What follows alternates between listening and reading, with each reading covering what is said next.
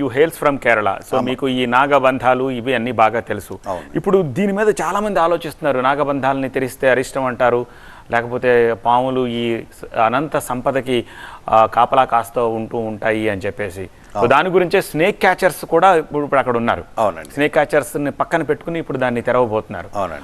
ఒకవేళ పాములు ఏమైనా కరిస్తే యాంటీవీనమ్ సీరం ఇంజక్షన్లతో సహా అక్కడ సిద్ధంగా ఉన్నారు, డాక్టర్స్ ఉన్నారు. వీళ్ళందరి సమక్షంలో ఇప్పుడు ఆ నిధిని భద్రం చేయబోతున్నారు.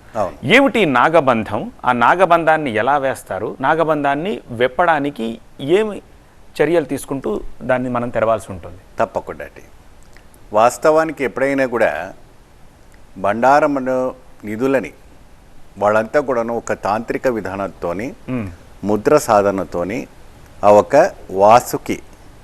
వాసుకి బంధనం చేస్తారు. అంటే నాగదేవతలకు అందగా అధిపతి అయినటువంటి వాసుకి, ఆ వాసుకిని బంధనం వేసి రెండు కూడాను మనకు అక్కడ కనపడుతుంది. తర్వాత ఇక్కడ పురాణాల ఇతిహాసాలు మనం చూసుకుంటే ఆదిశేషుడు కూడా మనకి ఇక్కడ కనపడుతుంటారు.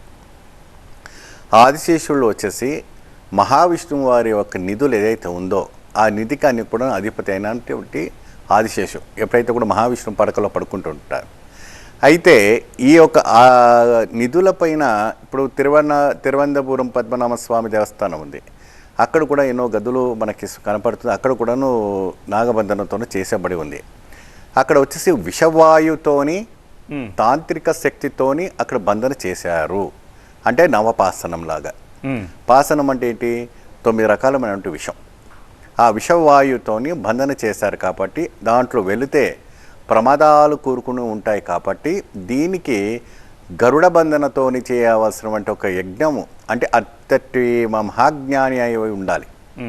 అటువంటి ఒక శాస్త్రం తెలిసినటువంటి ఒక జ్ఞాని అయి ఉంటే గరుడ బంధన పూజ యజ్ఞం చేసిన తర్వాతని ఈ యొక్క బండారాన్ని ఓపెన్ చేయడానికి ఆస్కారం ఉంటుంది. అప్పుడే ఆ విషవాయువులకు అది విరుగుడు అవడానికి ఆస్కారం ఉంటుంది. ఓకే.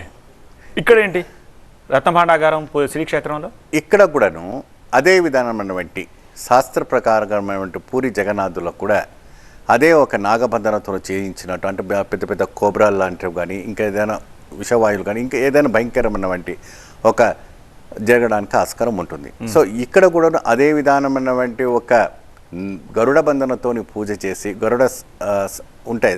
సో ఇప్పుడు మనం వీళ్ళు చూస్తున్న స్నేక్ క్యాచర్స్, ఈ మిషనరీ వీళ్ళందరితో పాటు మంత్రశాస్త్రం అనేది 100% అవసరం. వాళ్ళ అవసరంతోనే తెలుస్తారు. అయితే ఎందుకంటే ఇది పూర్వము ఎట్లా అంటే కూడాను భగవంతుని ఒక నిధులు ఎప్పుడైతే కూడాను బండాకారంలో బంధించిన తర్వాత దానికంటూ ప్రత్యేకమైనటువంటి ఒక తంత్రబంధన, ఈ ఒక నాగబంధన అనేది పూర్వం నుంచి వచ్చామంటే ఒక ఆచారం.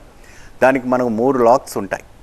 3 లాక్స్ ఒకటి ఏంటి అంటే ఒక రాజు దగ్గరను, ఒక జిల్లా కలెక్టర్ దగ్గరను, ఒక దేవశాఖ మంత్రి దగ్గరను ఉంటుంది. అంటే ఎండోమెంట్ డెవలప్మెంట్ చేసే 3 దగ్గర ఉంటుంది.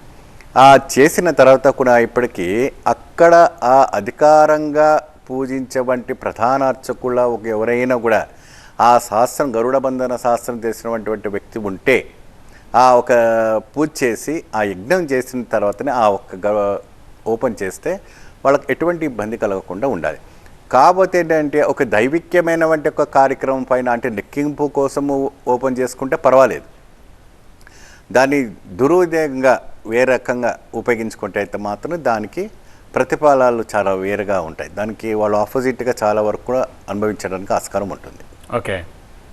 So we should be very careful అంటారు. చాలా కేర్ఫుల్గా ఉండాలి. ఓకే. ప్రతి ఒక్క గ్రామ్ కానీ కూడాను అక్కడ ఉన్నటువంటి వజ్రాలు కానీ, పచ్చలు కానీ, వైతూర్యాలు కానీ అనేక రకమైనటువంటి స్వామి అనంతమైనటువంటి, ఇప్పుడు చూడండి ఒక రాజు ఒక్కొక్క సంపదని స్వామివారికి అర్పణం చేశారు. అవును. ఆయన పూరి జగన్నాథ స్వామి ఏంటంటే గరీబ్ భగవాన్ అంటారు. అవును. ప్రతి వారిని కూడా ఆయన దగ్గర తీసుకొని ఆస్కారిస్తారు. ఎవరైనా కూడా ఏ ఒక యాంగిల్లో ఉన్నా పూరి జగన్నాథ్ వచ్చేసి మనకు 2 చేతులు ఇలా కనపడతా అంటే హక్ చేసుకోవడం. సో కాబట్టి ప్రతి వారు కూడా ఇష్టపూర్వకంగా ఆయనకు అర్పణం చేసామంటే ఎంతో రాజులు, ఎంతోమంది మా మంత్రులంతా కూడాను ఆయన వాళ్ళ సంపద నుంచి సగం సంపదన ఆ పూరి జగన్నాథ్కి కింద ఉన్నంటి నేలమాలికలో భద్రపరిచారు. కానీ అది దుర్వినియోగం కాకూడదు, ఎవరు కూడా దాన్ని మిస్యూజ్ చేయకూడదు.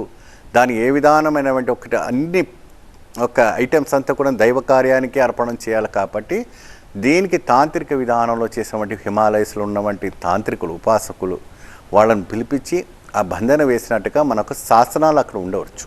ఓకే. ఆ శాసనాల ప్రకారంగా అక్కడ దాని పరిహారం చేస్తే అద్భుతమైనటువంటి ఒక ఫలితాలు రావడానికి ఆస్కారం ఉంటుంది.